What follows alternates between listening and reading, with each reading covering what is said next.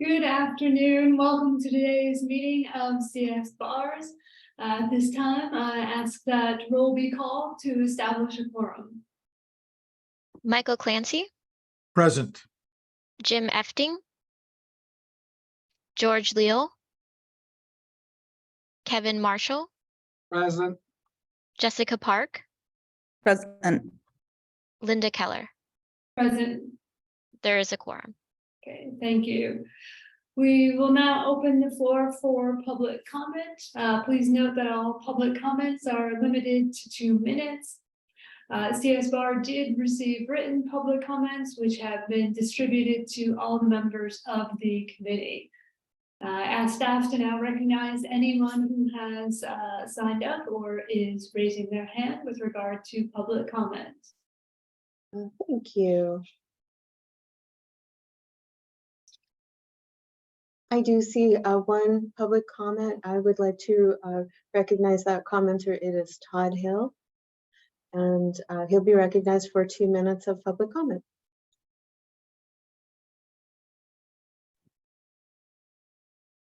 Thank you very much, Ms. Leonard. I'll try to keep this short.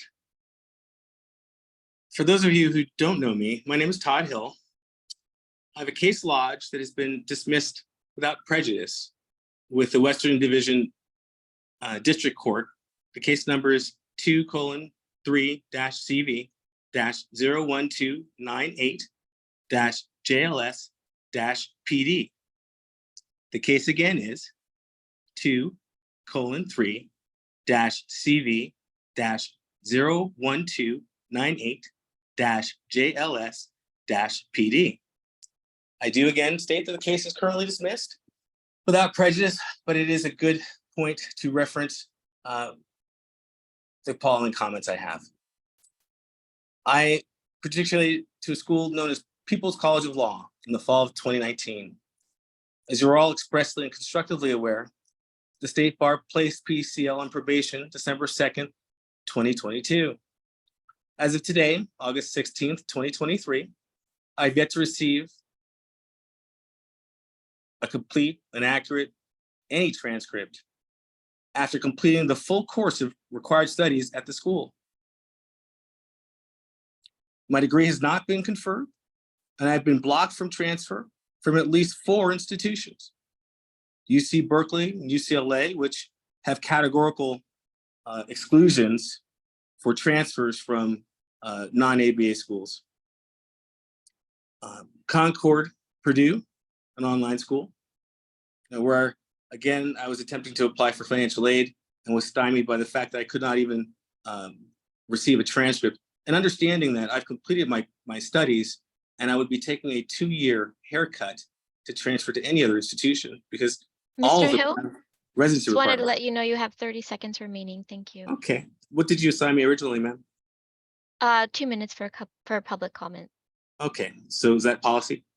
Thank you. Yes, thank you. I attend, thanks for letting me know after the fact, that requires accurate transcripts. Every program requires accurate transcripts. I don't have them. And yet, as it appears, maybe I'm not supposed to have them. Maybe I wasn't supposed to get this far at all. Because it appears that the majority, more than 91% of Black males, are actually eliminated at the first-year law school exam step. That would leave a very, very low number that would actually ever be able to transfer. And transfer is heavily disincentivized. As I've explained to you, the market has been stacked to not allow it. Finally, if 91% of the folks who must go through, at least in my particular position, fail, is that actually a protective test? Who is it protecting? What purpose does it actually serve? I bring this to you not because I think it's outside the bounds of what you guys do. I think it's specifically to the point of what you do. Thank you for the extra time, man. I appreciate you for that. Thank you, Mr. Hill, for your public comments. Is there any further public comment today? There are no further public comments. I Okay. would direct the members to the 10 public comments that were received that were forwarded earlier via email. Any public comments sent to csbars@calbar.ca.gov will be forwarded to all members of CSBars as public comment. Okay, thank you very much. Let's move on to the approval of the minutes. Do we have a motion for approval of the minutes from the last CS Bars meeting? This was the June 21st meeting. I so move. All right, thank you, Dean Marshall. Is there a second for the motion? This is Michael Clancy. I'll second that motion. Thank you. Is there any discussion with regard to the minutes that were circulated? Okay. All right, seeing no questions or comments, I'll ask for a roll call vote.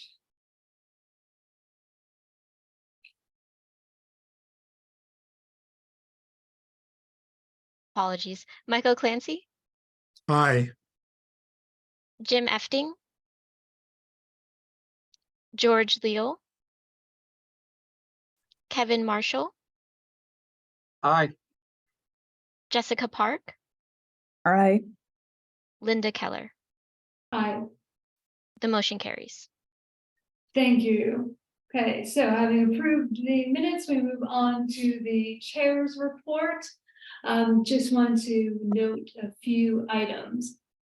First, and that I believe the staff report today on the launch of the DEI SEAL program for employers is set for 2:15 p.m. today. So just something for us to keep in mind. Also wanted to mention a couple of things just as a heads up to members of the committee or any viewers regarding the CBE meeting on Friday. Among other things, CS Bars members and others might be interested in looking at the Ed Standards Item H, which is a report on law school performance pursuant to State Bar Strategic Plan Goal 2. And this report presents data related to the CALs and unaccredited registered schools, primarily drawn from annual compliance reports and historical data. That may be something that we may wish to think about in the future. So I thought people might want to know that's up posted now. Also, heads up that the working group on the alternative pathway to licensure has proposed a portfolio bar examination to demonstrate minimum competence, starting with a pilot based on the original provisional license program. This is posted on the CBE agenda under Part 4, Recent Developments. It's, to my understanding, is not an action item, but I thought I would draw your attention to it as I know it's a topic of interest for many people.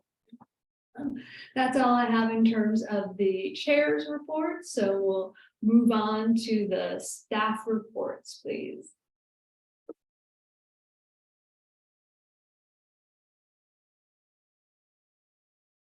Natalie, you're muted. Natalie, you're muted. Oh my, sorry about that. Thanks, Dean Keller. Our first presentation will be from Amy Nunez regarding the report on the 2024 bar exam administration plan. And Teresa will be sharing some slides for Amy as part of that topic. All right, thank you, Natalie. And I apologize, my camera, I'm having issues. I'm here in the office and my camera's having issues. So it is off, but I am here. Welcome everybody. Hello, Deans. Today I'll present an update on where we're at with the 2024 bar exam administration. Can we go to the next slide, please? So we've presented on the fee increase proposals as well as the state of the admissions budget at previous CS Bars meetings. And so I just want to highlight again here the need for cost reduction. measures. And so as you can see here, even if we proceeded with the current proposals for increases to admissions fees, we still are left with a deficit by about $1.054 million. And so what staff have done is explored measures for addressing this budget issue. And so we've targeted the bar exam. It's the single largest expenditure outside of personnel costs. And so as part of that, we presented a model to the CBE to advance to the Board of Trustees this past June. Can we go to the next slide, please? So here are the different models that were presented to the Committee of Bar Examiners. And I think that many of you may have already heard this, but essentially what we did is here are the different 4 models that were discussed. The first is keeping the exam as is. So all the components are would be administered in person at the typical sites that we have across the state, which consists of approximately 10 different test sites. One of the initial proposals included this idea of limiting it to 6 sites. And under this model, there would be what we're calling our super sites. So that is sites that can seat beyond 1,300 applicants. And it would reduce the number of sites, increase the seating capacity, and facilitate our ability to reduce the number of travel to the different areas. There would be no sites in Sacramento, Oakland, or San Diego, and it would yield a cost savings of about $855,000 annually using these 6 sites. The third model here proposes to test on the California portion remotely and the MBE in person. As you may recall, the National Conference of Bar Examiner, who is the exam developer, prohibits the use of remote administration with the MBE. And as a result, then we would only be able to do the one component. So that under this model, the MBE would be administered in person, the essays and PT would be administered remotely. And as I mentioned, this would result in having 3 sites. 3 would be dedicated to TA, and of our 3 standard sites, they would also be able to test testing accommodation applicants.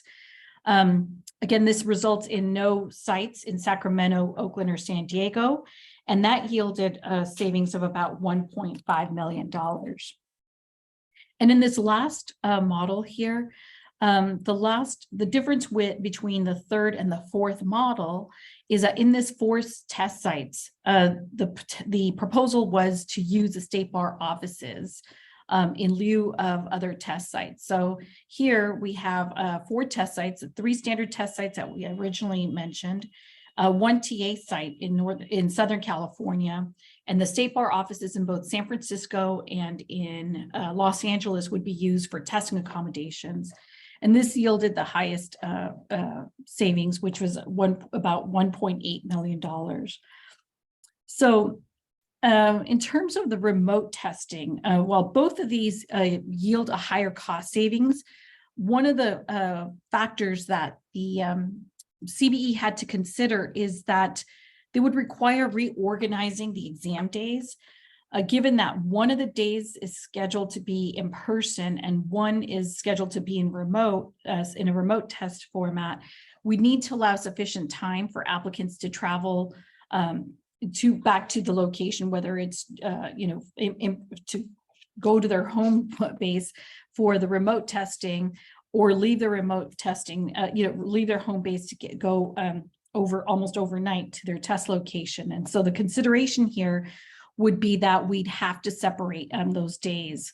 We'll also have the requirement that the MBE has to be held or start on the same day nationally, and that is specifically on the Wednesday of the month, the last week in July and February. And so as a result, we would have to determine how to accommodate this, and it would probably be separating those two test dates. And so that it would affect models 3 and 4 here. And so at the June meeting, the CBE voted and recommended on the 4-site model with the 1-day remote. However, since that meeting, State Bar staff has explored other possibilities that were presented to the board last week, and that I'll share with you in a moment. So at the meeting, the CBE also suggested that we explore the potential for testing locations that might be available for free, and we've identified some of those. So staff identified space that's available and appropriate for us to use for free. And also we, as you may recall, in 2020 and in 2021, we held the bar exam remotely, and we were unable to provide remote testing to all applicants during those test administrations, because we still struggle with the compatibility between certain software, such as screen reading software, with the remote testing vendor software. And it doesn't allow all applicants to test remotely. So we would like to explore methods for being able to do that. And so we need more time. So what you'll see is a recommendation, a revised recommendation to the board that went last week, so that we change a recommendation from 2 remote exam administrations in 2024 to a February in-person exam and the potential to test remotely in July. So we could go to the next screen, please. So here, the proposal, staff recommendation that was proposed was that we test at 7 sites. 5 are contracted sites and 2 are other locations that would not incur any cost. One of them includes the Los Angeles State Bar Office, and we identified space at the Judicial Council office in San Francisco. So the contracted sites would include the 3 super sites, and I don't think I've mentioned them earlier. 2 are, 1 is in the Bay Area and 2 are in Southern California. And we added the Judicial Council office in San Francisco that can provide free test space to us for testing accommodations, but we recognize it's also not enough to serve those that will be testing in private and semi-private settings. And as a result, we've added a test site in Sacramento for testing accommodations, and in response to that.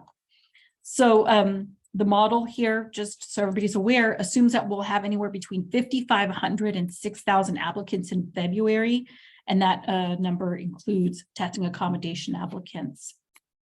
Next slide, please. So sites were selected on a variety of factors, starting with the availability of facilities that have enough seating capacity. So we sought these sites that had sufficient seating, and I mentioned that Ontario is one of the areas, and they could seat 2,300 applicants. The Pasadena Convention Center seats almost 1,800, and the Cow Palace in Daly City seats about 2,600. So each of the super sites also can seat standard and TA applicants. And cost obviously was a major factor driving the site selection. We seek venues that provide adequate, they have to have adequate space, lighting, parking, address our security needs that conform to our floor layouts, and can accommodate ideally in the same location, both testing accommodation applicants and standard applicants. And that's not always the case. And also that obviously they have to stay within our price range. And so this is how we ended up with some of these sites. The test site also needs to be cost efficient in terms of our cost with personnel. So test locations that are smaller, have a smaller pool of applicants, is a less effective use of our resources in terms of sending our team of staff out there. Also, I mentioned that the examination and space needs for applicants with testing accommodations and without testing accommodations was factored in here. We wanted to ensure that that was that there was enough space for to meet everybody's needs. So one of the other factors is, as you can see, that San Diego was not one of our recommendations, and one of the factors that that led to this is the also the I mentioned the efficiency. San Diego has historically, there's been a demand for seating in San Diego, but that's gone down over the past few years, or a few administrations. So for example, this past July bar exam, we've typically opened the San Diego as an option test facility to those residents that live in San Diego. And because space was not filling up, we had to open it up beyond that. And so we brought this proposal to the Board of Trustees, and after receiving public comment and discussion at that meeting, the board raised concerns about not having test space in San Diego and directed us to explore space in San Diego in lieu of Ontario. And that's what we're working on right now. So if we can go to the next slide, please. So this is where we are. So this was a CBE recommendation that we proceeded with, and this is the revised proposal after the Board of Trustees meeting. So again, the first standard exam location here, San Francisco, Bay Area, Daly City, that is the Cow Palace. Los Angeles, this is we were going to use the Los Angeles Convention Center, but all of the space that we needed wasn't available. So we're going to Pasadena for that. We had recommended Ontario. We're also exploring San Diego. So at this point, it's between Ontario or San Diego as one of our standard exam locations. We're hoping to identify a super site there. As for the testing accommodation locations in San Francisco, we have space at Daly City, also downtown at the Judicial Council office. Sacramento, we're going to go back to the Arden West. Los Angeles downtown at the State Bar office, Orange, and then the possibility of space either in Ontario or San Diego. One of those locations would hopefully will facilitate that. Next slide, please. So what does this mean for February 2024 examinees? The implication here is that there won't be testing space in Oakland, Burlingame, that will possibly have testing space in San Diego. We're waiting to hear back on that determination. And we're struggling to find a space that could hold the 2,300 applicants that we're seeking in Ontario.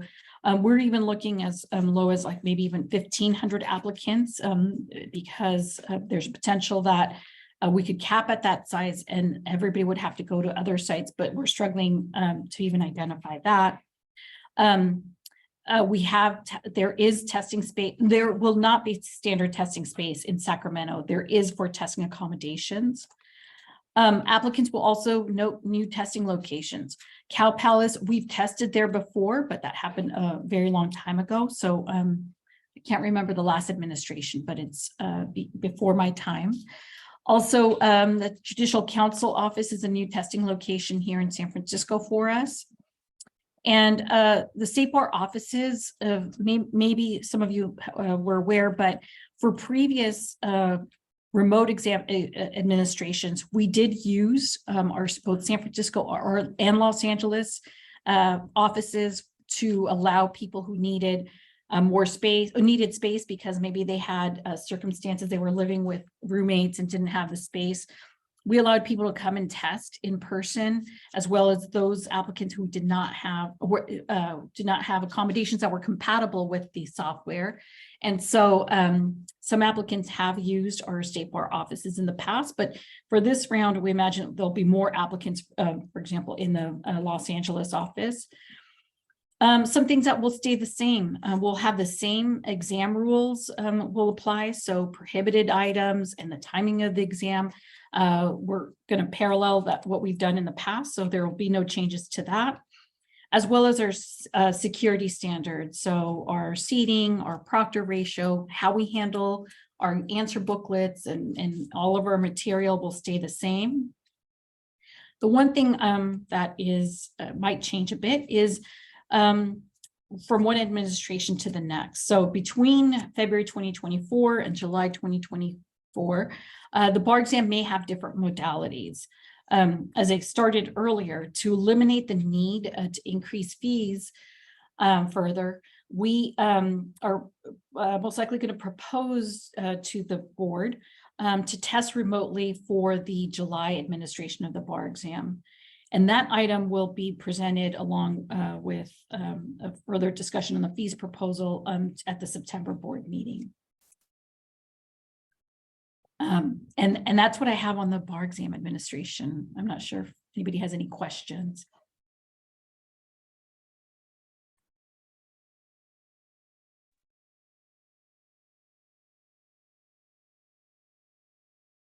Okay, Jessica. Hello, Dean Park. Hello. Thank you for covering this, especially this is helpful to see as you know we have people interested for the February 2024, and I'm sure that's true for people across the state. I did want to comment on the last box just quickly because just looking at the news, just in that introduction and piloting or testing of remote exam taking, there was something in the news about the LSAT in August and just the first ever hybrid exam there and some of the proctoring issues there. So I didn't look at that deeply, but if that is a news item, that might be good to check out if we are returning to add remote modality to the California bar exam post-pandemic. I just want to mention that. Okay, thank you, Dean Park. Yes, we are aware of that report and are using that in our consideration. So yes, it was a report on the LSAC using Prometric as their vendor. So okay, thank you for raising that. Great, thank you.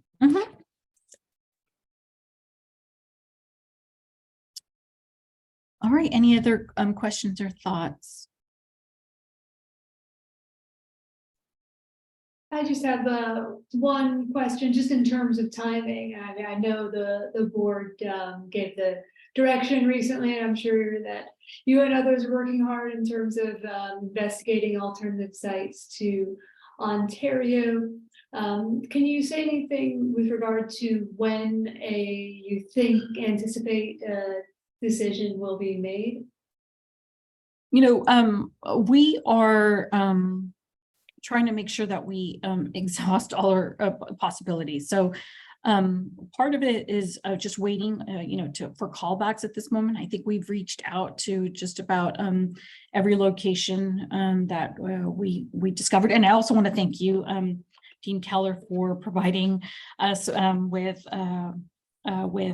some potential locations. And so, you know, we're hoping to be done, you know, possibly this week, but we want to hear back from a few locations before we exhaust all of our possibilities. And so I'd say if not this week, possibly by next week.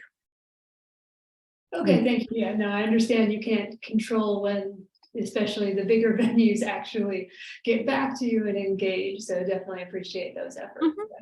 Absolutely.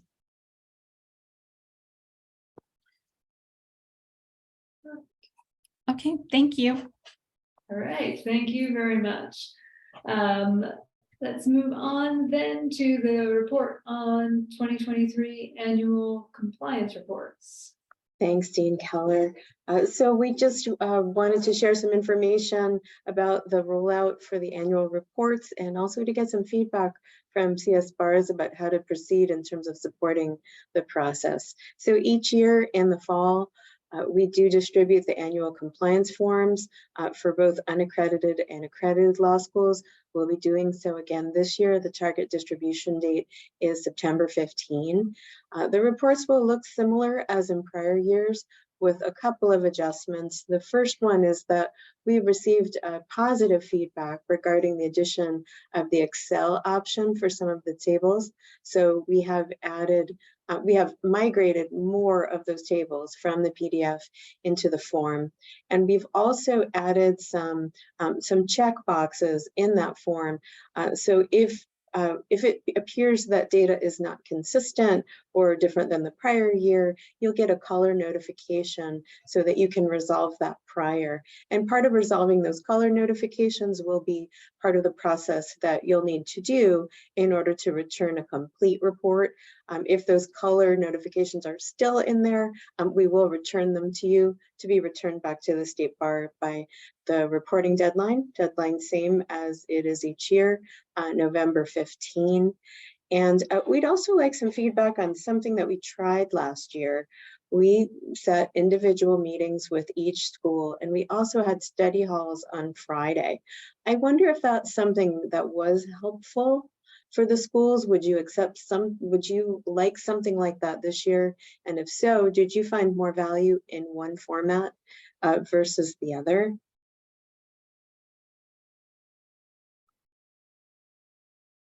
Or did you even use those resources in this group? Dean Dean Park. Park? Yes, I'm happy to speak to this. I did set up an office hour, and I thought it was helpful, especially when staff were going through the templates and asking me questions. I think having that chance to go through, especially on the data, and being sure what to report, especially if it looked different than what was expected in prior years, it was very helpful to have that one-to-one time. The comment I would have is actually, I think I have two comments. When I spoke to other deans about the process, some of them weren't able to tap into the office hours as usefully because they had already worked on the report, or there had been already a set schedule for them to work on the report that didn't quite work with when those office hours were offered or scheduled. So if it could be done earlier, I think if it can be just scheduled in a way that however the law schools are planning to approach the annual report in the fall cycle, the ones that might be planning to fill things out earlier because of their own operational schedule versus later, that there could be that spread. I think in terms of offering office hours would be great. And I think something I also heard from the deans and in my staff is just any way that we could get the templates as finalized as possible is great. I know with Excel or PDF, it's actually both templates, right? Sometimes there are things that don't quite work the way we expect. So just making sure maybe from the front, like this is how the law school should contact law school regulation if you run into an issue like this.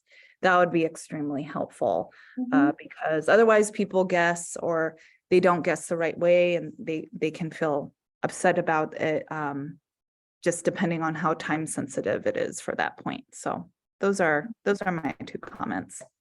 Okay, great. Thanks for that feedback. And a question about timing. What we did last year was we did drop-in hours without an appointment on Fridays for approximately a month before the materials were due. And you have about 8 weeks total to fill out all of the materials.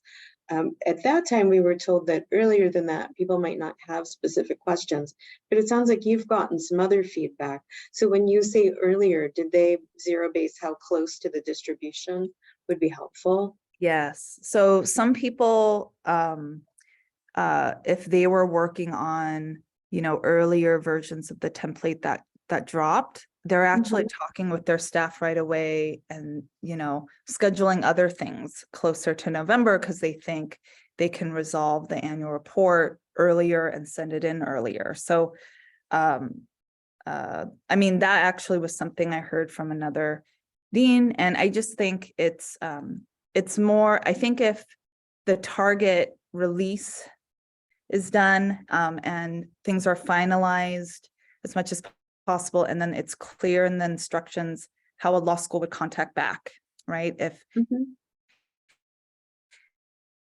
they see an issue with the fools that plan earlier to complete it. And then, of course, those that plan to complete it more towards the 8 weeks before, then maybe they'll have reach out and be ready for office hours then. But I think just having that variety, I didn't realize as much until I heard from other deans. Some of them schedule completion of annual report data pulling earlier, and they're coordinating with different systems within their school. So Okay.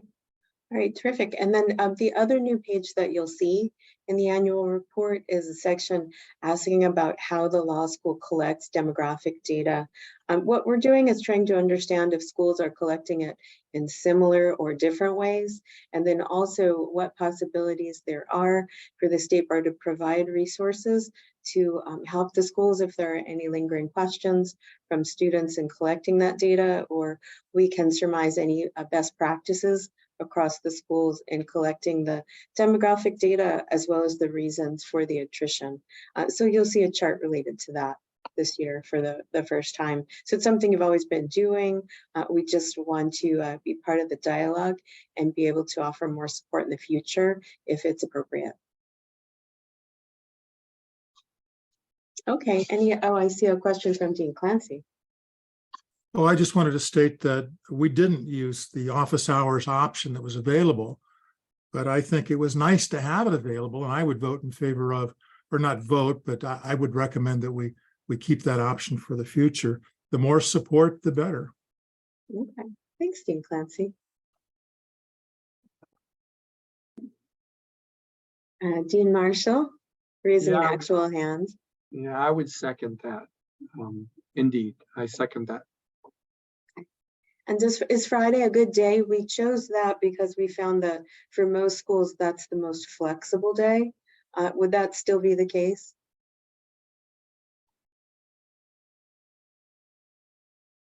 Seeing no objection, I'm going to guess that it is. Okay, well, thanks everyone. I appreciate the chance to talk about the process a little bit, and we look forward to supporting all of the schools in putting together excellent and timely reports. Okay, thank you very much. So I believe we are putting off the next item until 2:15, because we have a couple of guests joining. Is that correct? That's correct. So we can proceed to recent developments if you're ready. That would be great. Okay, so I have a few to share. The first one is an opportunity for your students, and that is from the California lawyers. In September, they have their annual meeting, and this year they have a special track for law students. It's the first time they've done that. The conference is several days, but the law school track is September 21. I believe the conference is in San Diego this year, and they do have some sponsorships available for law students to attend. So they can purchase an attendance ticket, but they can also apply for some of the sponsored tickets as well. The registration is up on the California Lawyers website.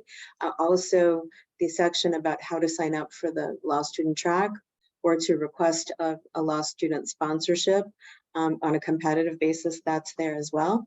So if your students may be interested in doing that, we would definitely encourage them to attend. So that is one announcement. Any questions about that one? Okay, next one is you might notice some changes to the applicant portal page, which is what your students see if they ask about it. Those changes are really designed to do a couple of things. First of all, to give a little bit more information about how students can check on their pending applications, or how graduates can check on their pending applications versus ask the State Bar question. As often as we can, we encourage students to use their applicant portal for questions rather than sending them to admissions@calbar.ca.gov. we will respond to them as quickly as we can in either way. But when they use the portal, then it gathers all of their information in one place, and they can refer to it historically. So it's helpful for us. All of the departments who need to see it can do so, but we think it's also helpful for the students as well. So we hope that those changes to the homepage will be helpful for everyone. We know that sometimes when things change on the system, questions come to you as well. So we wanted to provide that update. Okay, so those are my recent developments, and I'll just double check with Amy and Audrey to see if there are any additional. Dean Keller stole mine, but I want to emphasize what she mentioned, which is we were able to post that bar exam alternative working group report under recent developments. I do think it is of interest to everyone on this meeting, and maybe everyone in general, to go through. It is not agendized for discussion. We were able to get that draft from the working group too late to agendize it for discussion, but it is posted for you to read. So I just wanted to kind of highlight that one more time, because I think it is something important for the group to know. Oh, Jessica. Thank you for that. I actually had a question just for the former topic about Ames. Oh, sure. So what were the changes? Is it when the student logs in, they can kind of see what their pending applications are in an easier dashboard, or is it some other type of visual change? I was just curious. Sure. Okay, so the changes are to the homepage. So when they first log on, they'll see 2 new bullet points that talk a little bit about how to check on the status of their applications, or also how to ask a question. So it's a little bit more supportive than the prior format was. And we hope that that will help direct them to the correct location. Sometimes, so on the homepage, there are 3 tiles that direct them what to do. But up on the stripe where you can access blank forms, sometimes students will go up to the blank forms, or graduates go up to the blank forms and be worried about the status of their application. So we hope this will more securely drive them to the applications they start, because for some students, they may start them but not finish them on that particular day. They come back later, perhaps to do payment or whichever purpose before the application's complete. So, so that's really the change that they'll see. Great, thank you. Just wanted to check on that. And then as to Audrey's topic, I did find the file for that. So thank you for just putting that on radar, as well as thank you to the chair. And just a reminder, because I don't remember if Dean Keller mentioned it, this will be at the September 21st Board of Trustees meeting. The proposal will be there after gathering comments from the former Blue Ribbon Commission members who did not participate in the working group. So it will be coming up at the September meeting. So stay tuned. Okay, I think that concludes the recent developments.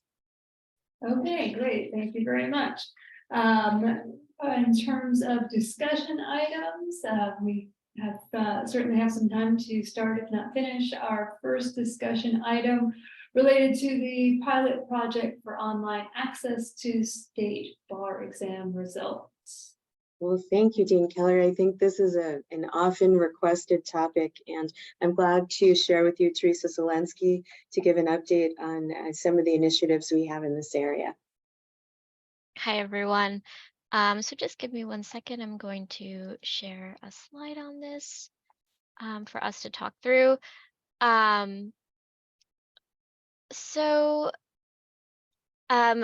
Yes, I think this is kind of going to be an exciting pilot for everyone. I'm just going to briefly kind of, to set the stage, talk a little bit about what we've done historically.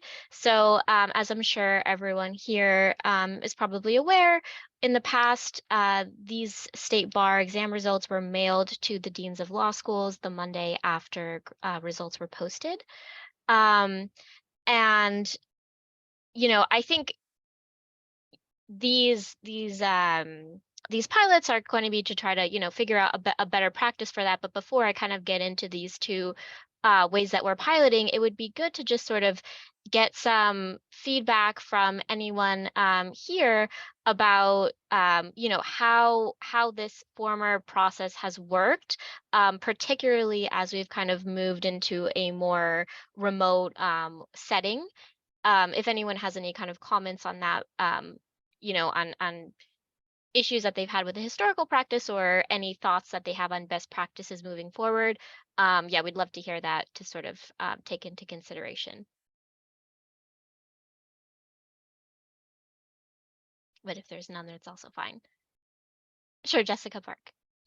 I'm sorry, I am speaking a lot today, but I did participate in the pilot for this, and my law school is one that receives first-year law students examination results regularly. So I did want to speak for this. So I think it's very exciting that we can receive it through email. We are an online law school, so most of how our staff is operating is definitely through online or archiving information as necessary. So I think it's great to shift to this. I think when it was really print results through mail, and there could be, any issue with a letter or things like that getting lost, it feels like this is better, and it feels like it's also more recoverable to get the results or indicate, need to fix or edit the results in any way, versus it's mail, and there's a lot of energy sort of spent on sometimes the location of that before you even get to review and fixing. So I just wanted to say I really appreciate this pilot, and I think especially from regularly results. Thank you, Dean Park. Kind of just to maybe chat a little bit about that as well, just to kind of give some background in case people are not familiar. There was recently the 2023 first year law students examination results were distributed to law school deans via email. So I would be curious to hear if others also got those who were expecting results also got them in email. And if not, definitely let us know. We want to know if these are potentially ending up in a spam folder, or how that process was. And Dean Clancy, I see you have your hand up. Oh, I think you might be on mute. Sorry for the delay. I just wanted to say that the quicker we get the results, the better. I know that in the past, oftentimes there's been a delay. Sometimes the results have been lost in the mail, and we didn't know for sure who our successful graduates were who had passed, sometimes for a week or so. It's nice for us to be able to congratulate our graduates who've passed the bar right away. It's also nice to be able to verify the names of those who we think graduated. And I can tell you that I've spent time on Sunday mornings using the names of our bar takers, looking to see if they've passed. And there has been a time or two when I've had the impression that one of ours has passed, only to find out later that it was a person with the same name, but from another school. So it's nice to officially know as soon as possible. So whatever you can do to get the results to us right away would be much appreciated. Sure, yeah. Now, toward that end, while we're on this topic, to join a comment from Dean Park with a comment from Dean Clancy, Dean Park mentioned revising the pass-fail list. And generally what that is the schools get an opportunity prior to double check the list of graduates that are planning to take the bar exam. And we ask for adjustments there. For example, sometimes we see a student that may have transferred and may not have updated their record. We need to allocate them to the right school. There are two opportunities, both before and after the exam, but you can greatly help us to improve the distribution, and you can greatly help the ability for us to do the electronic delivery method by focusing on that first list rather than the second. So if you would like to know how you can partner, that would be a request we have.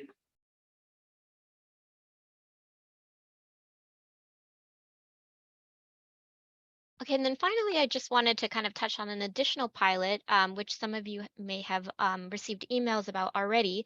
So we are also piloting a second method, which would be a kind of a two-factor authentication login method. So it would be a secured login method. And this is currently being piloted with CS bars and law school council deans. Right now, we have 7 schools that are participating, and we will be reaching out to them later this week to kind of get that pilot moving. So look forward for those details.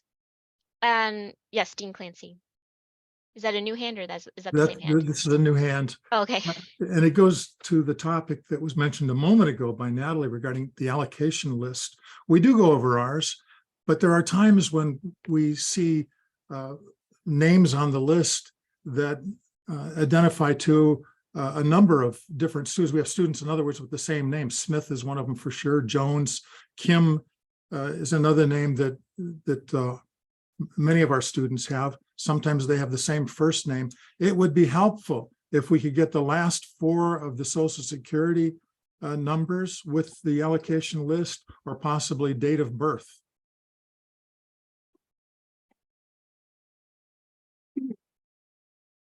Dean Clancy, I can look in to see if it is possible to add any other unique identifiers. I am not personally certain, but I can look into that. Thank you.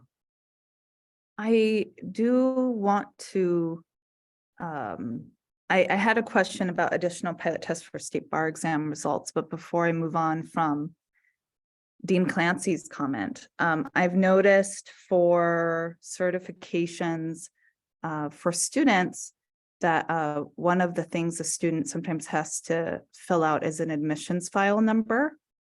And I believe the student gets that from Ames. So just in case there's an issue of personal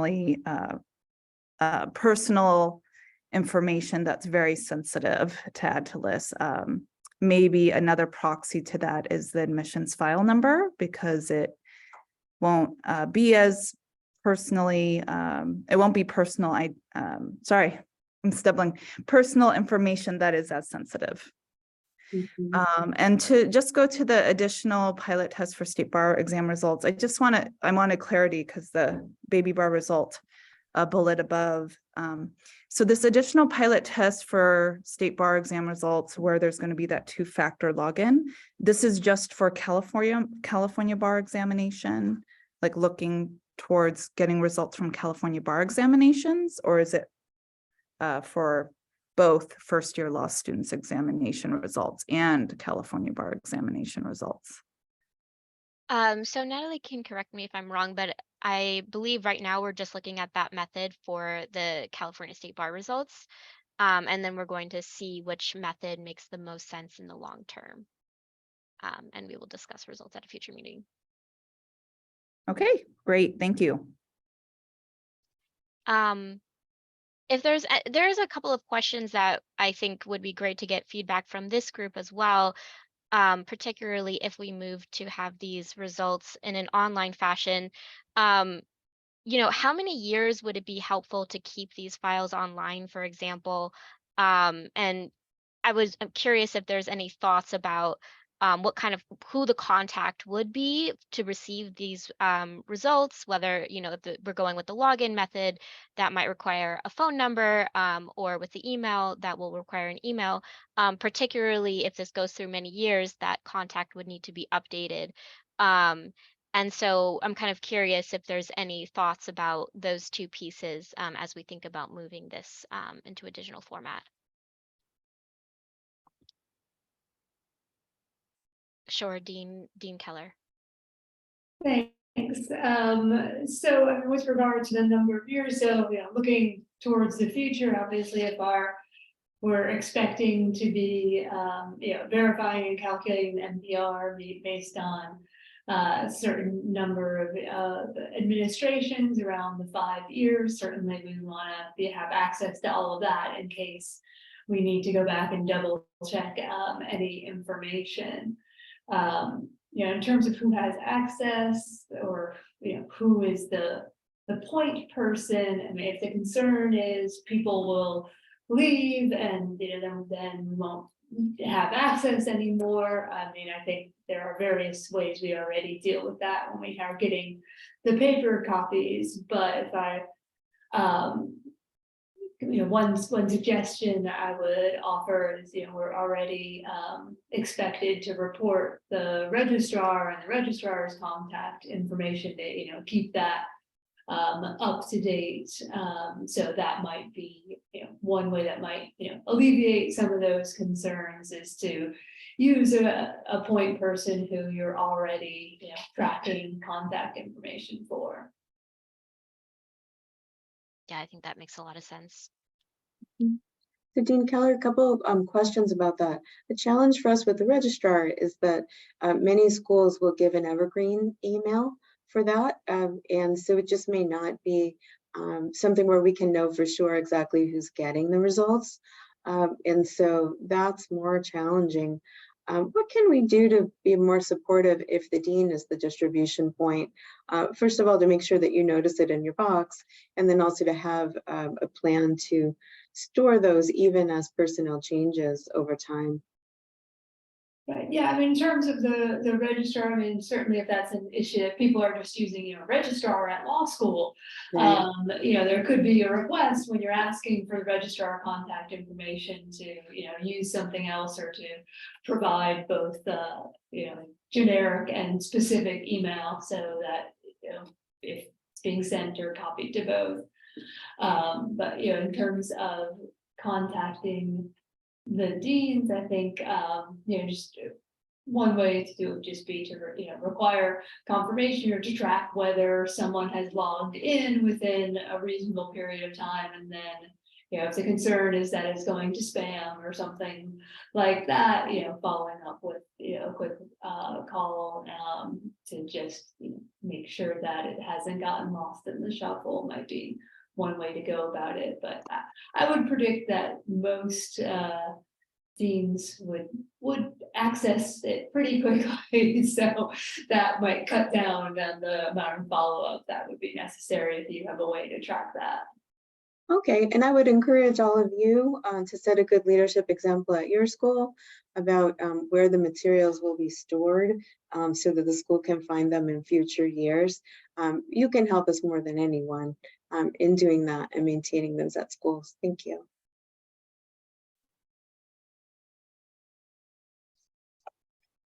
I see both Dean Clancy and Dean Park.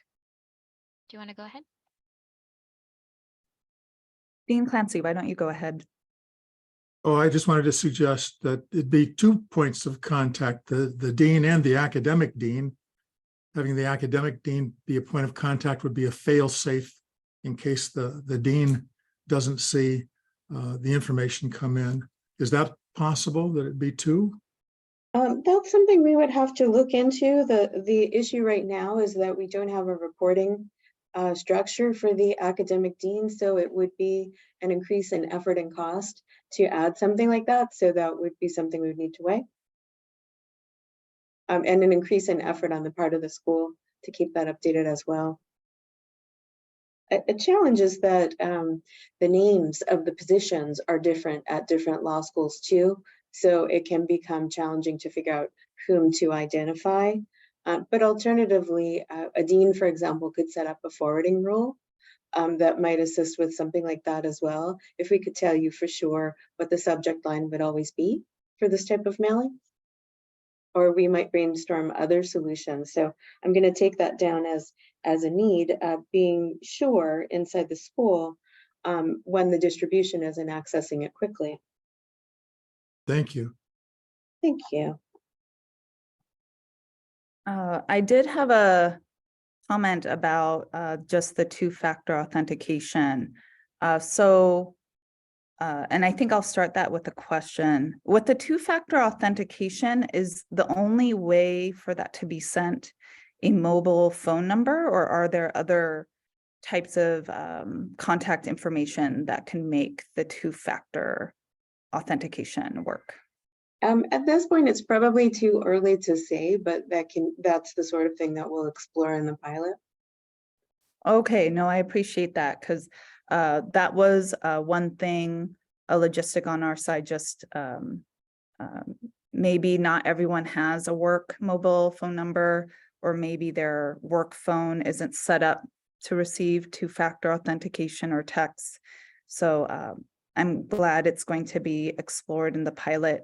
As to just how to work with any transition issues, my thoughts are, I have some logins to federal government websites where I must do two-factor authentication. And I'm trying to think through just what they work out on the permission structure to make that work. I think it may be helpful, given that the dean and the registrar email addresses are already required items that everyone should be updating to the state bar, that maybe perhaps going with those are, I wouldn't say there are rules, but maybe there is some guidance attached to that, where it's kind of, it says, you should expect bar and exam results, obviously after the pilot, but if there's a decision to do the results, maybe some guidance should exist out there of, this is how these required contacts are used, and that's how important it is for you to update them. The other thing that was relevant to that, I think, was mainly the bar exam results, but also, oh yeah, if those are used for two-factor identification, just again, making sure to have individual email addresses there if it's going to be used for that. Thank you. Any other comments on this item? Or questions about the pilot?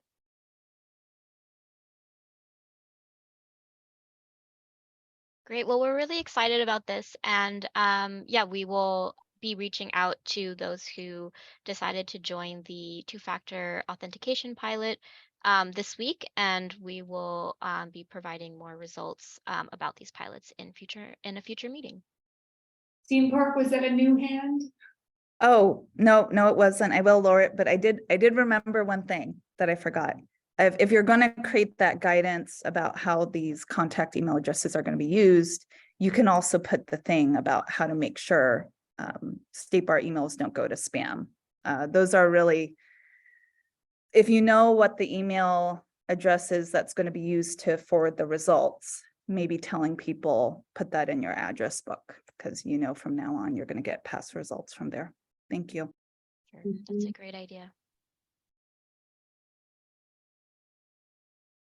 Okay. And thanks, Dean Park. That's a really good idea. We began to ask graduates, applicants for exams to whitelist state bar exams. Whitelist state bar email addresses, and it's really helped us with the student communication. So there's reason to believe it would help here too.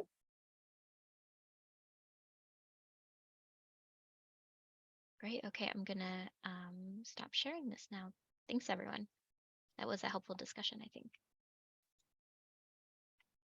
Okay, thank you.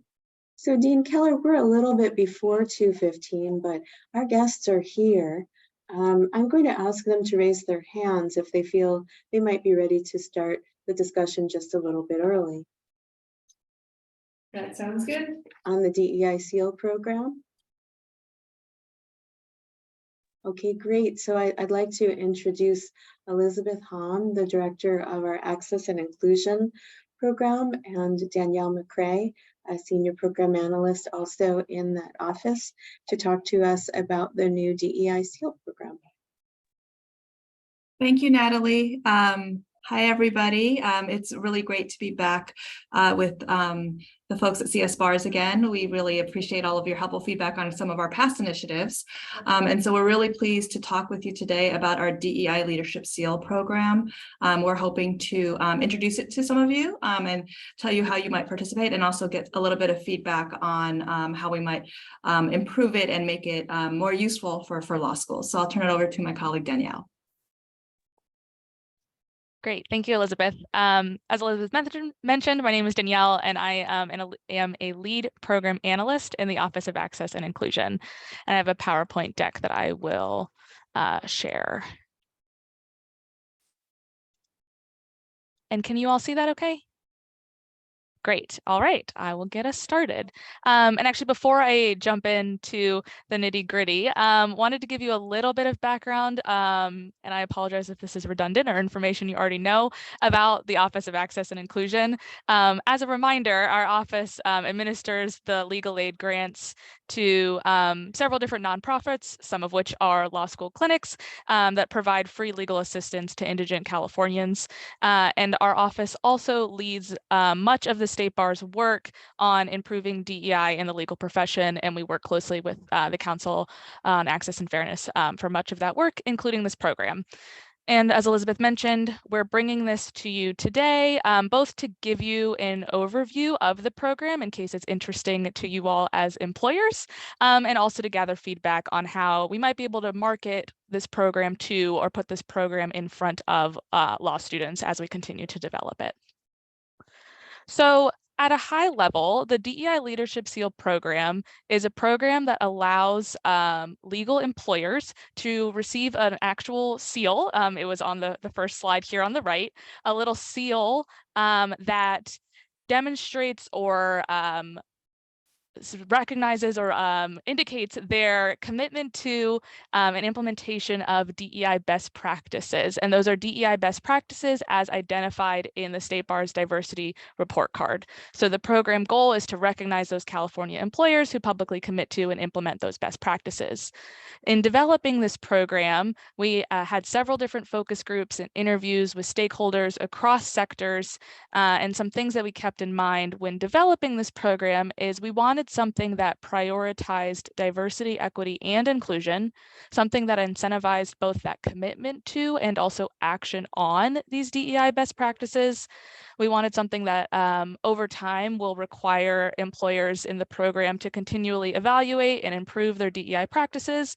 And also we wanted to be mindful that there are a lot of pre-existing DEI programs in this space for employers, particularly in the legal field, something like Mansfield Rule, for example, for law firms. And so we wanted to avoid duplicating efforts with those existing programs where we could. And so at a high level, this program is available to all legal employers that employ California attorneys. And that includes law firms of all sizes, in-house legal departments, law schools, nonprofits, which are mostly legal aid providers, and then also government agencies with attorney staff. And to be a participating employer, the employer must commit to pursuing at least 5 of a list of 10 DEI action items. Those that commit to at least 5 of those action items are recognized as participating committed employers. And then they have a year to implement at least 5 of those action items. And once at least 5 have been implemented, the employer can be recognized as a DEI Leadership Seal recipient and actually receive that seal to use on their own materials. And we have tiers in the program to acknowledge and understand that employers are at different places in their DEI journey, if you will. Employers that implement 5 are recognized as bronze tier, 7 silver tier, and those that implement 9 or more are gold tier seal recipients.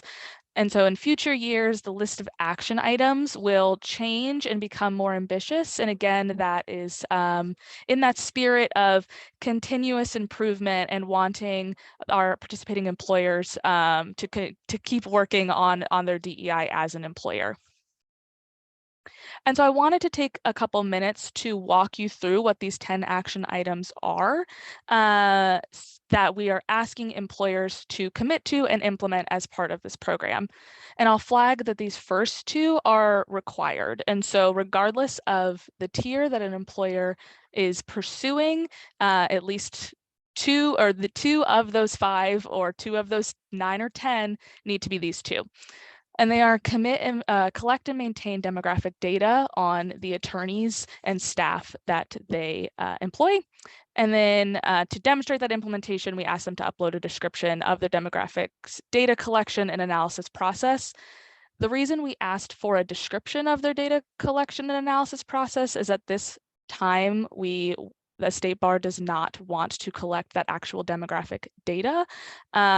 partially because we have a lot of it already in a different format through the attorney census, but also because of privacy concerns. And we also didn't want to disincentivize employers that may otherwise participate if they had some hesitation around sharing their data. So at this stage, at least, employers do not need to share that demographic data with us, but they do need to collect and maintain it as an employer. And then the other required action item is to create a strategic DEI plan for the organization. And I'll go through the other ones. I can go through them a little more quickly, but feel free to stop me if you have questions around any specific action items, and also can present some resources that we have on the State Bar website that go into even more detail about what the action items require, the documentation required to demonstrate their implementation, and also some best practices resources in implementing those action items. Other action items on the list include calculating staff turnover and promotions by various demographic categories, comparing California attorney hire demographics to the California attorney population as a whole, creating and sharing a DEI statement and sharing that statement publicly on the State Bar's website and also their job postings, conduct stay and exit interviews with staff related to DEI and belonging at the organization. Similarly, survey staff at least biennially to gather feedback on the organization's DEI efforts, require annual employee implicit bias training, and that's for all employees, not just attorneys. Incorporate DEI work into performance advancement and compensation decisions, and integrate DEI responsibilities into leadership team members' job duties. And for larger organizations, which we defined as those with 100 or more attorneys, maintain a DEI professional position. So the action items really span the gamut and touch on different aspects, if you will, of diversity, equity, and inclusion. Again, acknowledging that different employers and across sectors are in really different places on this sort of DEI journey. And also, as I mentioned, we have several resources on the State Bar website that provide even more detail on the action items, implementation of those action items, and so forth. So the website includes a frequently asked questions document, which provides answers and links with further clarity, a resource guide, which highlights some best practices in implementing the various action items. And then also the DEI calls to action was created as part of or out of the diversity report card. And there are 4 different calls to action documents based on sector. And so for the government sector, nonprofit, private, and attorneys, there are specific calls to action for those populations. And so as I mentioned, this is or I believe I mentioned, and if I didn't, apologies, this is a relatively new program. We just closed applications for the first cohort in March of this year. Once those applications came in, staff took a couple months to review those applications, make sure they were complete, and then also for employers who had already implemented 5 or more of the action items, they could submit that documentation demonstrating their implementation, and staff reviewed that documentation, made sure that we were comfortable with it, did follow-up and TA with the applicants. In that first cohort, the State Bar received 79 applications. 34 of those ultimately were identified as SEAL recipients. 43 are committed employers, and then there were additional 2, if you're doing the fast math, that ultimately withdrew their applications. We're anticipating that the application deadline for the next cohort will be in March of next year. So at this time, it's looking like an annual application process. But we wanted to put this in front of you now, because if this is something that is appealing to you all as employers, we would love to be able to provide technical assistance, answer any questions that you have ahead of that March deadline, particularly if you were interested in having 5 or more of the action items implemented by that March deadline, rather than just being a committed employer.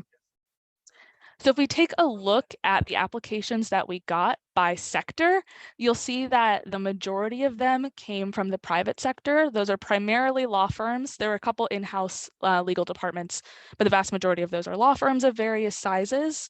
The nonprofit bucket, if you will, is primarily legal aid organizations, a couple government agencies, and then as you'll see, we had one law school apply and ultimately receive the seal in the first cohort, which was the colleges of law. And as I mentioned, we would love to see more law schools apply in the next cohort. And then in terms of benefits for participating employers and seal recipients, though they are both of those categories of employers are listed on the State Bar website. Seal recipients also receive that actual seal. There's a whole graphics package of materials so that they can use that seal on their website, print materials, job postings, LinkedIn, and so forth. Our communications team put together a lot of really beautiful graphics. Also, there will be opportunities for those employers to convene, to discuss their DEI efforts, share best practices, for example, at State Bar Diversity Summits. And the State Bar is also continuing to explore additional benefits that it might be able to provide. And, you know, one thing that we wanted to talk with you about and get your feedback on today is we think there's also an opportunity to really message this program to law schools or market this program to law schools such that, you know, this is something that law students, we want to market it to law students such that this is something that they are looking at as a signal or something to look for when they're evaluating potential employers or places to go for an internship, externship. If this is something that the law students are looking for in an employer, that could really drive employer participation and interest in the program as well. So I have a couple discussion questions, things we'd love to get your feedback on, but I can stop talking for a couple minutes and open it up to any questions that you all may have first. Sure, I see Dean Park has her hand raised, but I don't know if it's appropriate for me to take the questions or you, Dean Keller. Yeah, absolutely. Feel free. I'll only jump in if it looks like maybe someone's getting missed. Okay. I was curious. I didn't quite hear the law school name you said. That was the one that had it implemented, just to get that again. Sure. And then my second question was just, is this just applied for and the seal is good for a year, or is there a different time cycle to it? Thank you. It's a great question. So the law school that is in the program now is the Colleges of Law. And Elizabeth, will you remind me where they are located? Santa Barbara, and they have another campus, which escapes me. Ventura. Yeah, Ventura. Thank you. Thank you.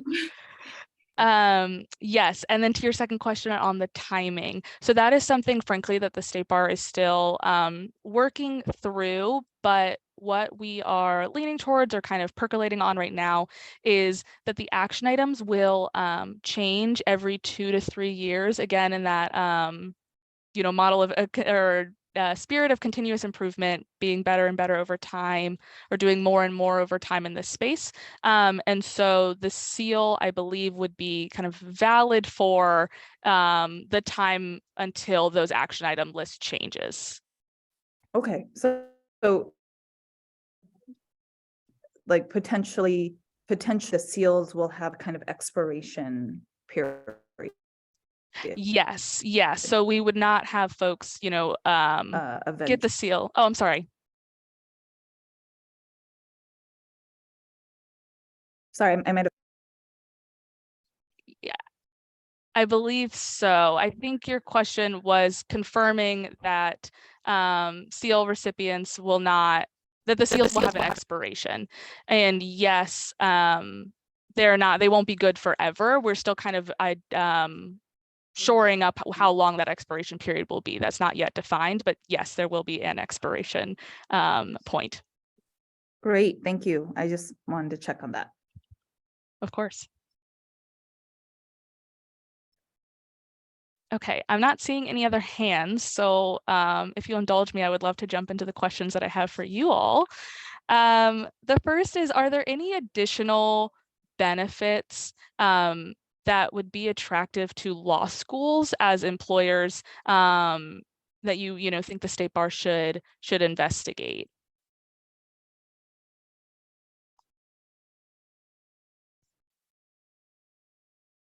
Dean Park, yes. So sorry to be speaking a lot, but the main question that was going through my mind, beyond just knowing about this opportunity, and I'm sure law school assembly or law school council could be useful to that, is just when you were going through the 10 items, I kept trying to think, what's the equivalent for law schools for those? So it seemed like some of these really are looking for demographic information about attorney employees, whereas one of them was the bias training definitely was for all employees. And I think that sounds pretty reasonable, but when employees are hired at the law school, they're not necessarily always an attorney category of data collection for them. So I'm just curious, is there any thought perhaps of making sure law schools should know what they're collecting sort of per item? Absolutely, yes. So the requirements of the action items in the application and materials on the website are a little more robust and wordy than what I put on the slide. So there's a little bit more guidance in the actual action items themselves. But then also I'll say this was a conversation that we had with colleges of law as they were submitting their application and we were verifying their materials. You know, what do these action items mean or look like in a law school context? And so we're happy to continue having that conversation with folks that might be interested in applying. Something that we've heard not even just from the law schools, but from affinity organizations is, or professional associations, you know, what does this mean in our context for some of these organizations that are legal adjacent, if you will, and I'm not putting law schools in that bucket, but some other employers that are legal adjacent but are not law firms and do not necessarily have a ton of attorneys on staff. What do the action items mean for them? So that's something that we're talking about and thinking through and providing technical assistance on kind of as the program develops. No, that's great. I think if I were, and I definitely think this is interesting, if I were just a law school wanting to check out this opportunity, any way that there could be a webinar or a video or a guide that's focused towards the law school demographic is just very easy and accessible up front. I think that would be a factor. And perhaps depending on the size of the law school, they might have different curiosity about costs, if there's fees associated with doing it, or if you're a law school of a certain size that's very small, maybe you're not recommended to do it until you reach a certain size. So I think if that information is very clear and upfront in presentation to law schools, they can make some decisions quickly versus thinking, oh, it's evolving and it'll take a lot more time in terms of calls or emails or questions before I think my school can say, I can do five items or 10 items. So great. Yeah, that's great feedback. And I think the idea of a webinar or some concise material specifically related to law schools is a great idea. And we do have on topic that we're going to talk about law school assembly. So maybe it's not a webinar, maybe it's a segment of time that's already available that people are tuned into. Yeah, I appreciate you bringing that up because that is one of my questions as well. Great. Yeah, so I'll transition there. We do plan to bring this to the Law School Assembly in November and would love your feedback on additional information, details, data that might be helpful to bring to that forum. I'm hearing so far that some guidance around what these action items look like in the law school context would be really helpful. But if folks have any other ideas that we might be able to bring to that space, I'm happy to hear them.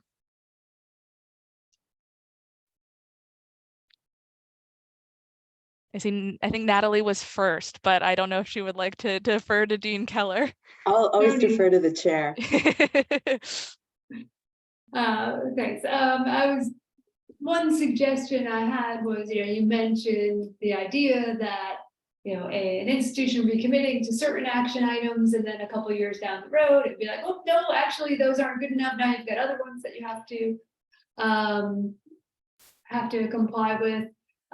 So I think, if you have any thoughts, ideas, looking into the future of kind of what sorts of things, even if they're not determined yet, might be on that list in the future, I think that would be helpful, because I can certainly imagine, an entity, whether it's a school or otherwise, looking at the list and thinking, well, okay, these 5 are feasible, but the others would require a larger staff or commitment of funding or what have you, and be interested in knowing, okay, well, am I just going to do all this work to get the seal, and then depending on the timing, it might be only a year after we get the seal that now we no longer qualify because we've ratcheted up the requirements. So I think that any guidance on that would be helpful. So I can take this, Danielle. Please. So I think our thinking in terms of modifying the action items is not to change them drastically from one set of action items to the next. We're really looking at diversity, equity, inclusion as a journey. And so it's not like, we collect data, check box, we never have to look at that ever again, right? We want to be able to iterate and say like, okay, like maybe we need to evaluate, are these the right data categories, for example? And that's maybe how we might change the action item. Or, right now there's an implicit bias training requirement. Maybe we take it a step further and maybe we include other categories like allyship or something else that might be useful and beneficial for employees of an organization. And so we hope that we wouldn't change things so drastically that if you received the seal in 1 year, then the next year it would be very difficult for you to continue on to have the seal. So, but we do take that feedback and we'll definitely be thoughtful in terms of how we continue to develop the program. And the other thing I wanted to add is that before we change any of the action items, we would definitely be taking feedback from our recipients and our committed employers so that we can be sure that we are, kind of on the same page as everybody in terms of what diversity, equity, inclusion looks like, in that particular time. Great, I appreciate that response. That's really helpful. And just to throw out one thing, as we were talking about training, I don't know if the office that would provide training for participants or something like that, because that can be thousands of dollars to provide training, particularly if now you're saying, well, maybe we'll expand the training. So now the dollar signs are just adding up in my mind.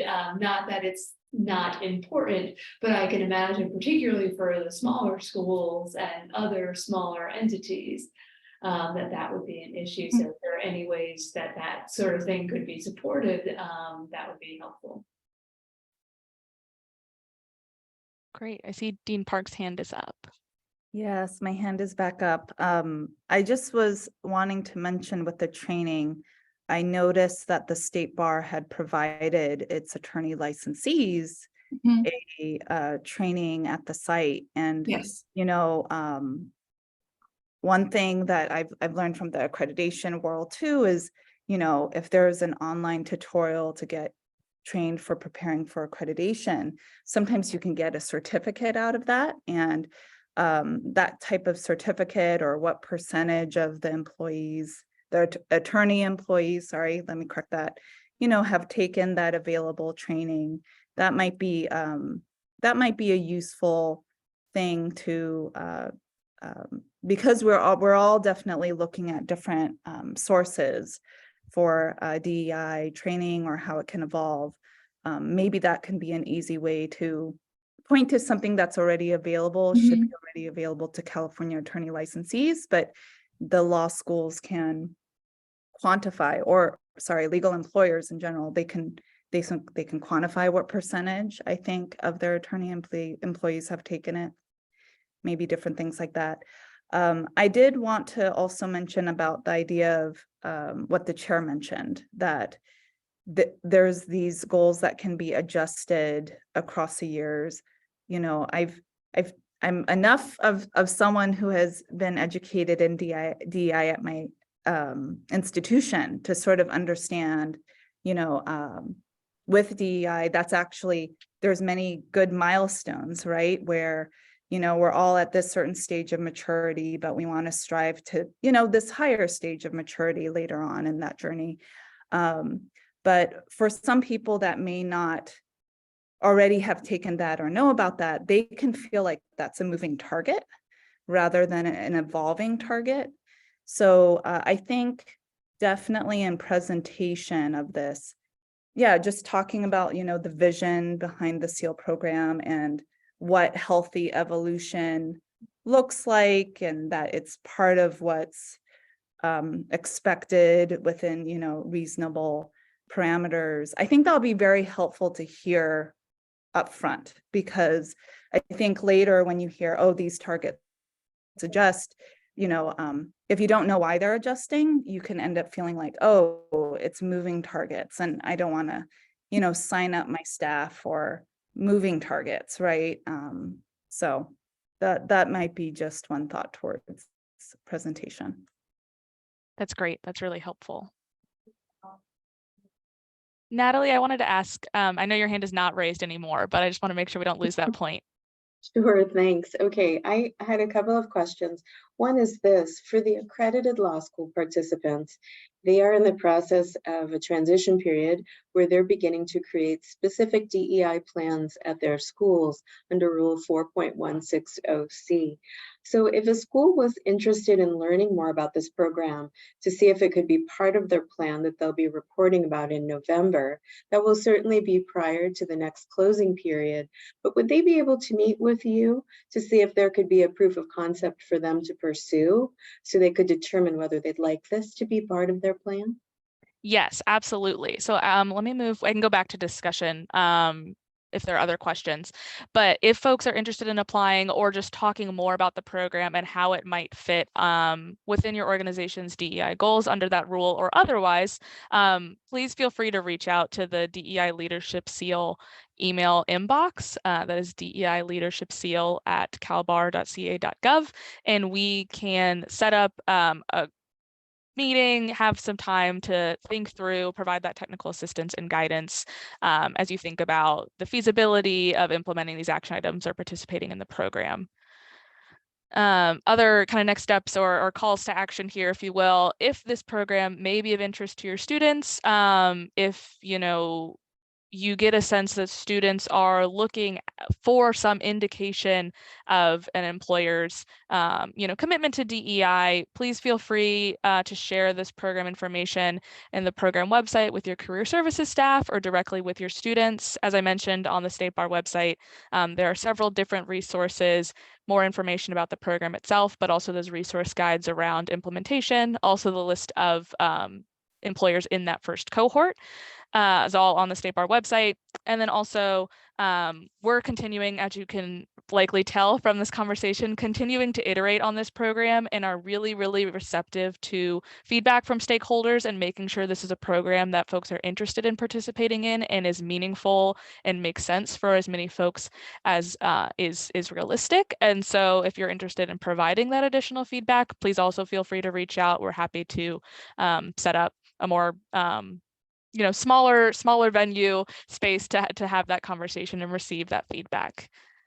But Natalie, did you have additional questions? I think you said that was your first question. Oh yeah, the second one was, so presumably the type of employers that would earn the seal would be interested in diverse recruiting. And I wonder if there's an opportunity to converse the other way, to let the DEI seal applicants or successful applicants learn more about the accredited and unaccredited law school programs, because in general, those schools tend to have a more diverse profile. And so they may be unaware of the opportunity of hiring graduates from those schools. Yeah, I think that's a great thing to keep in mind, and to facilitate where we can, that relationship in both directions, right? I think there are employers in the program that want to connect with your students. And then I think there will also be students or law schools that want to connect with these employers, and facilitating those relationships where we can, I think, is a great avenue for us to continue to investigate.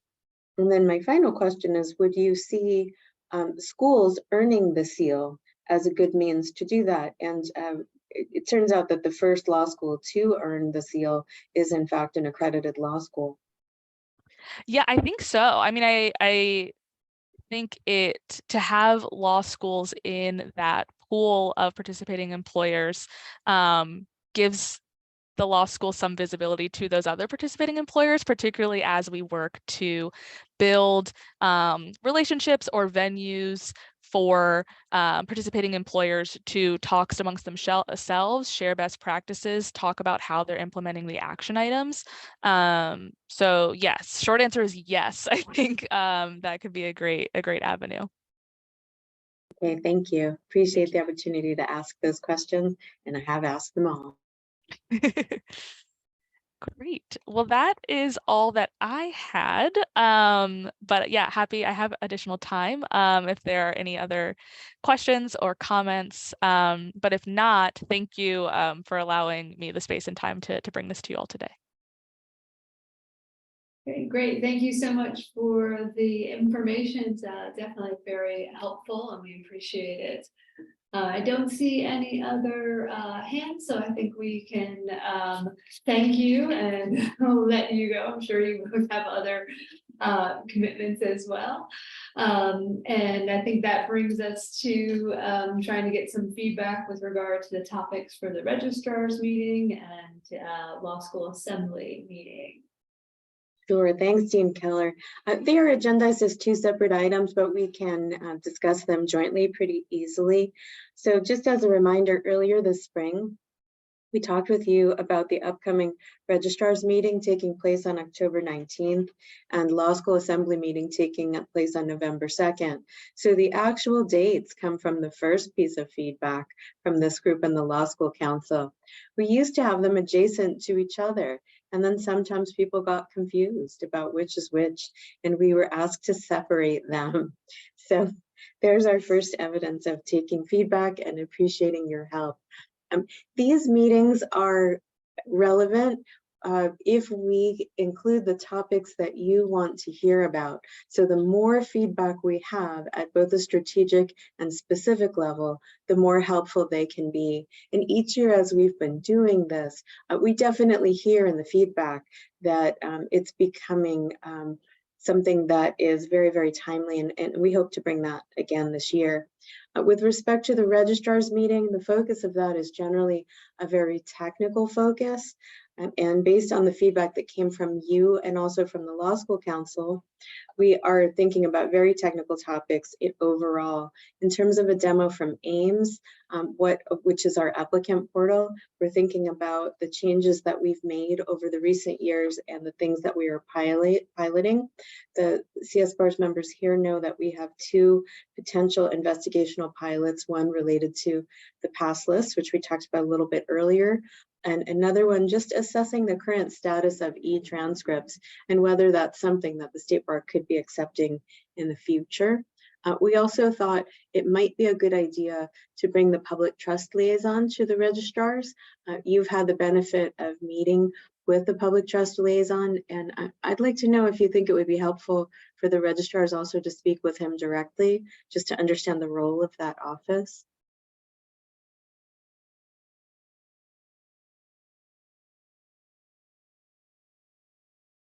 Dean Park? I just wanted to say, I think it would be helpful. I think our registrars sometimes are fielding questions, and it definitely helps to know about the additional resource. Okay, great. And as we did in the past, when we send out the applications and the invitations, we also will invite the registrars to submit questions directly. And we often get a lot of very specific questions, which are just the sorts of things that we want from them. So that's really nice. Okay. And then with respect to the law school assembly, that tends to be focused on more strategic issues. generally the deans, perhaps the deans of student affairs, the deans in the area of moral character, or the deans in the area of bar prep generally accept that meeting. And we had a split decision between law school council and CS bars for what the key topic should be. So we thought we would include them both. We heard from CS bars that you were most interested in best practices in online education. So we're looking to assemble a panel in that area. From the law school council, they favored a program on AI in law schools. What is the best way to use, to prohibit, to regulate in the area of AI? So we're putting together a panel regarding that. If we were to take a vote today, if we were looking at CS bars, would your first choice still be one or the other? What are people thinking?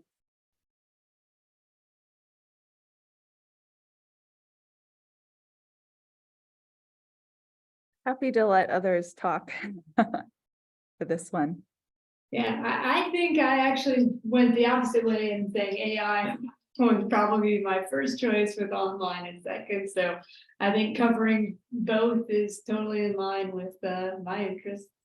And thinking about your own institutions right now, how many of your schools have a policy at this point in the area of AI? We know that some do and some don't, and no, it's not required yet by the rules other than to be able to authenticate student work generally. So it looks like Northwestern California does have a policy. Yes, we do. And we've had problems with it, that's for sure. We've had students not only reprimanded, but dismissed because of the use of AI. And by the way, since my mic is open now, will you be asking us for any additional ideas on topics for those two meetings? I have a couple of ideas. Yes, absolutely.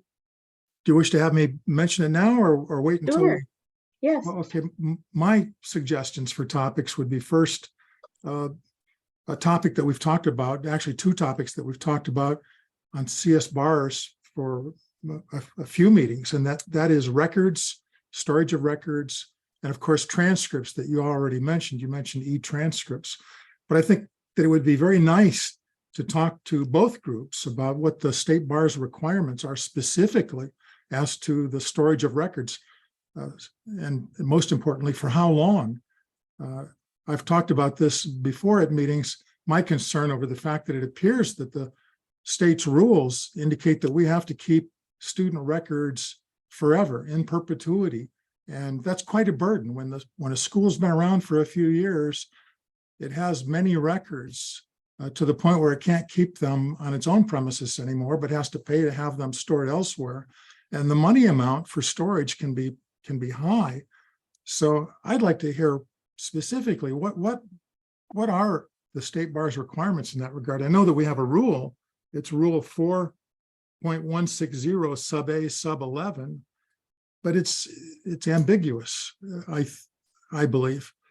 So I'd like to hear about the state bar staff's interpretation of that rule in that regard. And then, of course, we should talk about the specifics related to what the requirements are for keeping and maintaining transcripts. Okay, thanks, Dean Clancy. And did you have another suggestion? You might be on mute. Sorry. I do have a couple of other items on my list, but they're not as important as what I just mentioned. Important to me anyway. I had here, in addition to that, talking about, for instance, the message that goes to students to tell them that items are missing for eligibility purposes to take the bar exam. I know that there had been talk about changes made, and I believe that changes were made to the message that went to students. And I think it would be good to talk about that with the registrars as well as with those who attend the assembly meeting. In other words, to talk about how that message has been changed and to what extent it seems like there's been improvement in the reaction of students who've gotten it.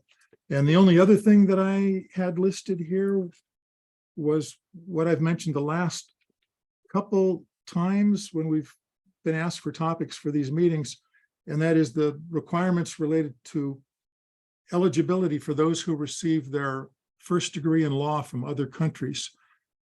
Those requirements have changed over the years, probably not in the last year or two, or maybe even a few, but it's good, I think, to touch base with everybody to talk specifically about what those requirements are. It's not an issue that comes up frequently, but it does come up from time to time. Thank you. Okay, terrific. Well, thank you. I've taken those down to see if they are something that we can incorporate. And then, as always, we assume that the group will generally be interested in updates related to the bar exam, whether that be the 2024 plan, the blue ribbon status at that point, or any other related topics. So that would certainly be included. We'll be hearing from our DEI SEAL program individuals. And do you think we should also bring the public trust liaison to the law school assembly?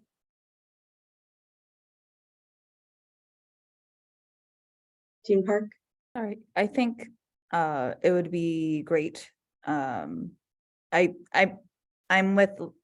with our chair, and I would definitely probably want the AI topic to be number one and online education second.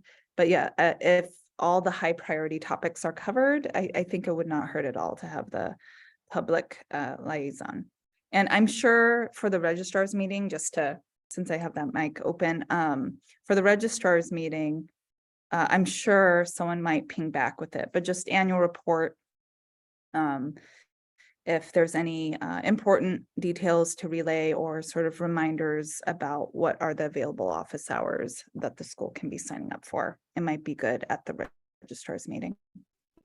Well, you know, we haven't done this before, but it's also possible that we could do something that is specifically focused toward registered and accredited schools like that. And then we could publicize that up front, and that might be a way to address some of those topics that are specifically for just part of the law school population, not the whole law school population. I think that's appreciated. Yes, the more some people know to go to something that's going to be more tailored to their questions. Yes. Yeah, so that may be a possibility too. Okay, and then finally, do we have feelings about, I'm sure we do have feelings about loan forgiveness, but we included loan forgiveness as a topic last year, but that's an area where there's certainly been a lot of change. Do you find that to be something that would be useful in the law school assembly, or is it something that the school is already well aware of? They would be updated as to the status.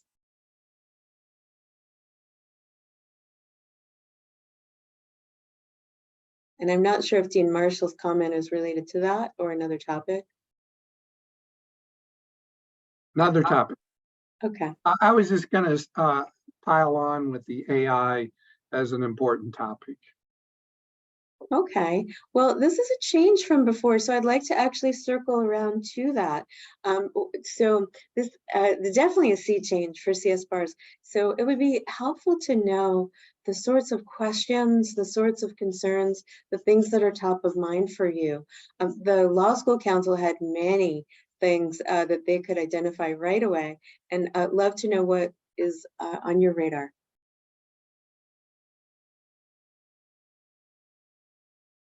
Dean Marshall, do you have anything while you said the? Well, I was just, it's on our radar because it's a wave that is just starting to infiltrate all of our lives in many ways, but in particular, we know that it's going to be creating additional accelerated issues in our program, as Dean Clancy pointed out.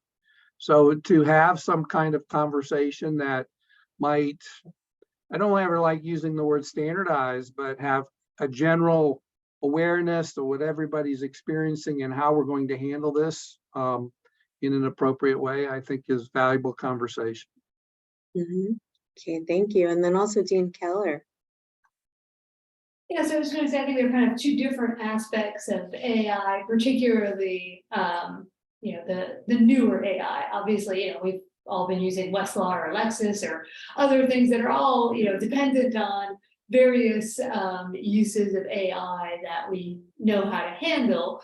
But I think there's, you know, the newer large language models, the generative AI that has kind of two aspects that we're thinking about in particular. One is okay, what policies do we need to have in place that ensure that students are doing their own work, kind of, that aspect to it. But then there's also, what should we be teaching students about how to use it? Because we certainly don't want students, graduating and going, well, I wasn't allowed to ever use ChatGPT, so I have no idea what it does or how it works.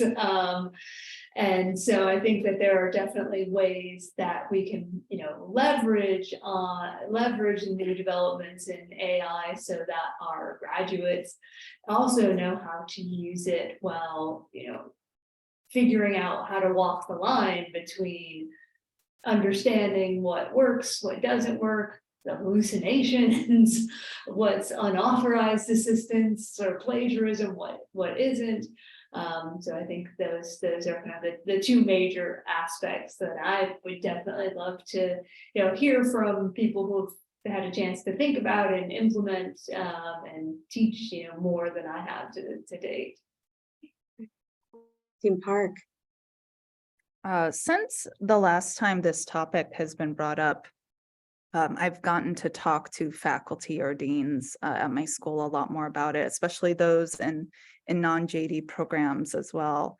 And I think the discussion has really been focused on, number one, do we understand how our assignments are AI ready or not, in the sense that, it turns out how our assessments or calls of questions are designed are things that are very tempting to just, I think, give to ChatGPT and generate an answer. That's been a whole learning curve for some of our staff.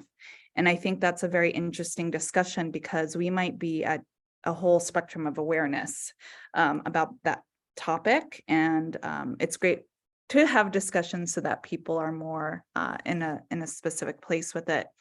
The second part, it really goes to what the chair said. Is this going to be something that is, prohibited, or are we as an educational institution wanting to expressly train our students in some cases about where usage of the tools that are out there are appropriate or not for a given assignment? And this has generated a lot of discussion for our faculty. We are not presently at a stage where we call out or ask for students to practice usage, responsible usage of, AI as a tool, but we certainly have it in other assessments, and we definitely have it in non-JD programs. So I think there's been that push for some openness about this. Our students are always going to get new tools and different things out there. What we might need to be most concerned about is how they're using it unethically and irresponsibly versus you just never get to use it at all. And they kind of remain very uneducated, I think, about what that is or how they encounter it in the work practice later. So those were just two angles of the AI topic. I did want to also touch on the loan forgiveness. I think that's very specific to a certain segment of the school population. So maybe if there's something offered for that and it's very clear it's for, let's say, Title IV schools, I think that'll be welcome then, but maybe not as part of a general session where there might be plenty of non-Title IV schools involved and they might not find that relevant. Yeah, that's a great point. And then are there any schools that are using AI, ChatGPT style things right now, either to create your social media, or create your marketing, some other role?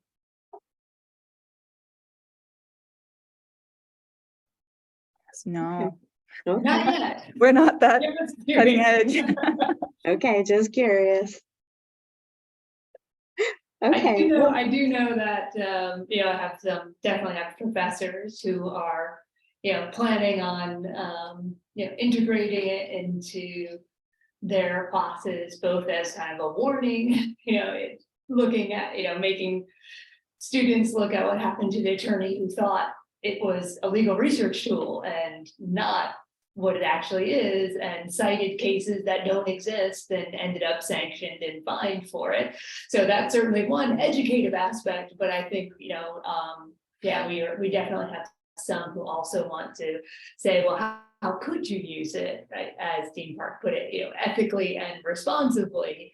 And so definitely anything that we can, learn to support those efforts would be helpful. Okay, great. Well, this is extremely helpful. Thank you. And continue to share your thoughts offline. And for those who are watching in the audience, we would encourage you to send your proposed topics to the public comment email, which is csbars@calbar.ca.gov. We'd love to hear from you. Okay, so that's what I've got for today. Okay, great. Thank you so much. And I believe we can wrap up now. I don't think we need a motion to adjourn, which I always have to ask because my faculty meetings, we do that. Correct. But, unless anyone has anything else, then we are all set for today. Thank you to everyone for being here. Okay, thank you, everyone. Thank you. Thank you very much. Bye-bye.